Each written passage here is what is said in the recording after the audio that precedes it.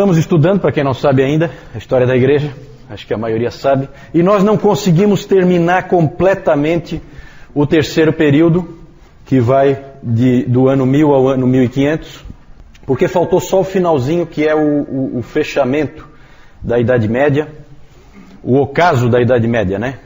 O declínio da Idade Média, o fim da Idade Média.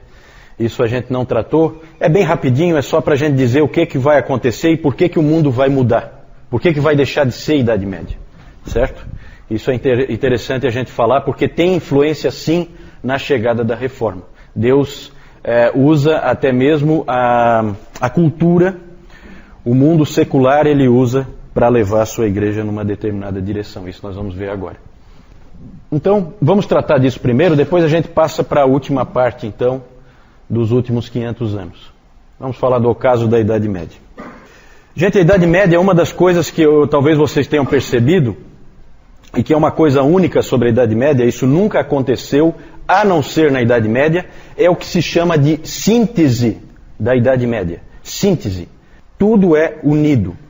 Na Idade Média, tudo é uma coisa só.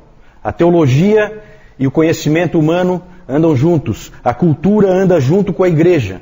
O governo anda junto com a igreja, que anda junto com o cristianismo. Tudo está unificado. Tudo em torno do cristianismo.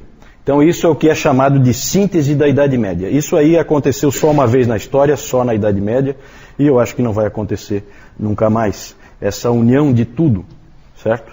Claro que Deus tinha algum propósito com isso, que é difícil para a gente imaginar qual seja, mas algum propósito ele tinha. Outra coisa que também a gente percebe, que vocês já perceberam no nosso estudo, é que Deus confinou o cristianismo na Europa. O que ele queria com isso? Certo? Ele fez o cristianismo nascer lá na Palestina, e aí ele confinou o cristianismo na Europa, fez surgir os muçulmanos, vocês lembram? As cruzadas tentaram libertar os muçulmanos, foram um fracasso, e acabou então ficando confinado na Europa o cristianismo. O resto do mundo não conhece o cristianismo nesse período que a gente está estudando.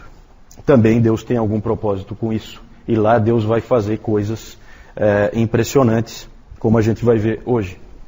E uma coisa muito interessante ocorre para que haja o fim da Idade Média e a quebra da síntese. É a chegada do renascimento. Renascimento ou renascença. Por que renascimento? Porque as pessoas daquela época, no final do século, lá pelo século 14, 15, as pessoas começaram a perceber que o ser humano tinha perdido alguma coisa. Que na antiguidade havia muita coisa boa que se perdeu durante a Idade Média. E que havia a necessidade de voltar àqueles tempos gloriosos, de pelo menos resgatar alguma coisa daquilo que a humanidade tinha conquistado naquele período que antecedeu a Idade Média, o período do Império Grego, do Império Romano, e toda a produção da filosofia, todas essas coisas que a gente sabe que existiam antes da Idade Média. Com o Renascimento começa-se a prestar mais atenção no homem. Sempre quando se fala em Renascimento, pensem em uma atenção ao homem, ao ser humano. Durante a Idade Média o ser humano ficou muito esquecido. A teologia ficou tão forte que só se falava em Deus e se esquecia o homem. E a intenção de Deus não é essa. A intenção de Deus é que Ele e o homem tenham comunhão. Foi para isso que Ele criou esse lugar aqui e colocou o homem como Senhor sobre a sua criação. Na teologia começam a surgir nomes que a gente não vai estudar, mas que eu vou citar só para que não fique em branco. Nomes como Guilherme de Ockham, nomes como Gabriel Biel. Esses homens, eles começaram a prestar mais atenção aos indivíduos, menos nas generalizações e mais nos indivíduos. A teologia escolástica sempre se preocupava muito com generalizações. Essa época da Renascença, nós já vimos isso no domingo passado, era uma época de crise na igreja, certo? Nós vimos que houve lá o cativeiro babilônico da igreja, em que o Papa foi para Avignon e era controlado pelo rei da França.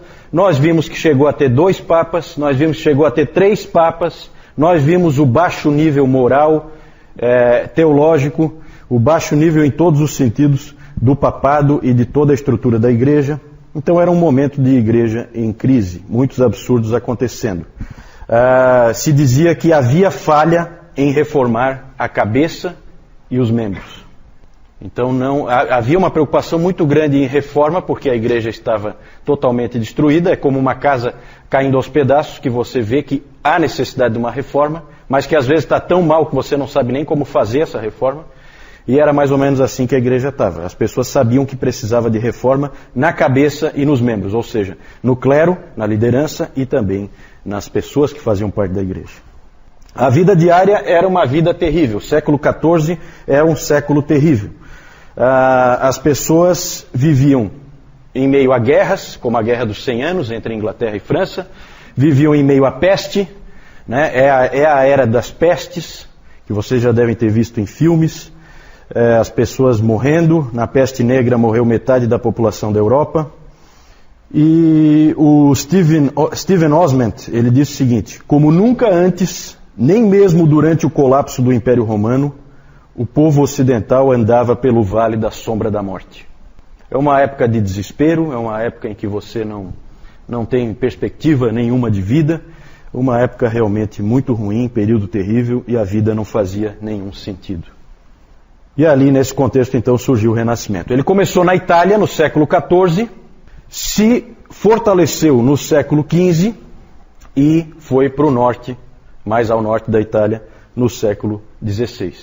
É exatamente mais ao norte da Itália e no século XVI que nós vamos ter a Reforma. Então o Renascimento ele tem ligação com a Reforma e nós vamos ver isso com bastante clareza hoje. No movimento do Renascimento, então, aquela vontade de voltar a épocas mais gloriosas, a épocas em que houve uma preocupação maior com as pessoas, então surgiu esse slogan que eu coloquei aí, ad fontes. Os intelectuais começaram a dizer, nós temos que voltar às fontes, nós temos que voltar ao conhecimento antigo.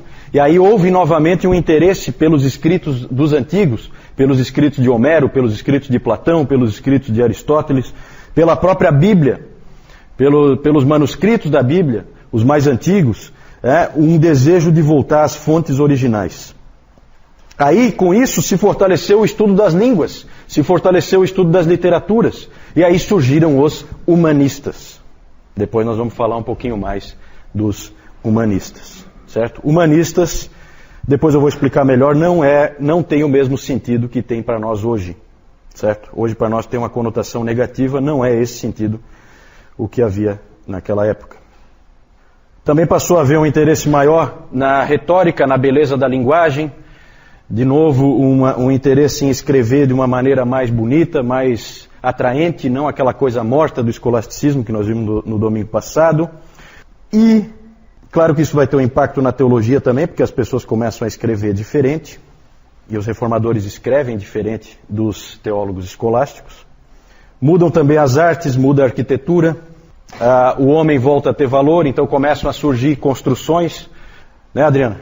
Começam a surgir nessa época construções com proporções humanas, então você começa a ver capelas com alturas mais adequadas ao ser humano, certo? Porque antes disso, na Idade Média, se fazia catedrais gigantescas em que o pé direito era absurdo, como dá para ver ainda hoje, para dar aquela ideia de que ali é um lugar em que Deus está, então é colocado bem lá em cima. Isso mudou, houve transformação nas artes, houve transformação na arquitetura. Depois vou mostrar alguns exemplos para vocês. O exemplo melhor para a gente fixar é a estátua de Davi do Michelangelo. Porque o que o Michelangelo fez quando ele fez aquela estátua de Davi? Ele fez um homem com uma cabeça e mãos desproporcionais. Claramente desproporcionais. Isso é proposital. Certo? Por quê? Porque ali há o quê? A valorização, novamente, do ser humano. No seu intelecto e na sua capacidade de produzir. Certo? Não pensemos, como algumas pessoas pensam, que os humanistas e que o renascentismo era anti-Deus. Ele não é anti-Deus. Ele é a favor do homem. Ele não é contra Deus. Certo? Algumas pessoas elas confundem o renascimento com o iluminismo. O iluminismo, esse sim, esse a gente pode dizer que foi um movimento contra Deus. O renascimento, não. Vamos ver aí algumas ilustrações. Na Idade Média, por causa do clima que as pessoas tinham, a arte era comumente era assim, ó. Muitos esqueletos, era comum ter a dança da morte, Por quê? Porque era a época da peste. Ali uma foice, né, para ceifar vidas. Então só pela arte você já tem uma ideia de qual era o clima dessa época, antes de vir o Renascimento. Com o Renascimento muda bastante. Tenho aí, eu não entendo de arte, mas a gente conhece, né, algumas obras renascentistas. Ali em cima então o Michelangelo, né, uma figura dele aí. Ali o que eu falei no domingo passado, né, que o Michelangelo, quando pintou isso aqui na Capela Sistina, que é a pintura do julgamento final, o único livro que ele tinha com ele eram os sermões do Savonarola. Então se diz que essa pintura é uma pintura com influência de Savonarola. Ali é interessante, não dá para vocês verem aí, mas sempre tem esses fatos pitorescos, né? Aqui embaixo é São Bartolomeu, e ele está segurando a faca com a qual ele foi martirizado, e na outra mão, aqui no colo dele, ele está segurando a pele dele, que foi arrancada dele, e o Michelangelo colocou a cara dele na pele ali. Então os artistas faziam esse tipo de coisa, né? É interessante. Aqui então a estátua de Davi, eu tinha uma foto melhor, mas essa aqui é interessante. Ah, não deu para ver, né? Que pena. Aqui no cantinho, acabou meio coberto ali, aqui no cantinho tem a cabeça de uma pessoa. Só para vocês terem uma ideia da proporção. Aqui só aparece a cabeça dela. Para vocês terem uma ideia da proporção, é enorme essa estátua gigantesca. E vocês veem que a cabeça dele e as mãos são desproporcionais em relação ao corpo. Bem maiores, bem fora de proporção. Isso é proposital. Claro que quando se fala em Renascença não se pode nunca deixar de falar de Leonardo da Vinci. E aí vocês veem de novo a valorização do ser humano. O homem como é que é o nome desse homem aí? Quer que me ajuda? Vitruviano. Obrigado. O homem vitruviano, exatamente. Porque ele usou nesse homem aqui, o Da Vinci, ele usou as proporções que o Vitrúvio tinha dito como as ideais do ser humano, né? A Mona Lisa, que todo mundo conhece, o quadro da Última Ceia, né? Nessa época, só para vocês terem uma ideia do impacto dessa época, com a Renascença começa-se a pintar as pessoas como elas são. Isso não acontecia antes. As pessoas passaram a ser retratadas. Então hoje quando a gente tem a fotografia em que a gente vê como uma pessoa era, a gente tem muito a dever para a Renascença, porque na Renascença surgiu essa ideia, não, vou pintar o indivíduo como ele realmente é. E aí ele fica ali e tal, o pintor vai e pinta como ele é. Então daqui para frente as figuras que a gente vê são como a pessoa era realmente, diferente das figuras que a gente viu até agora, que eram mera imaginação, né? Então é isso.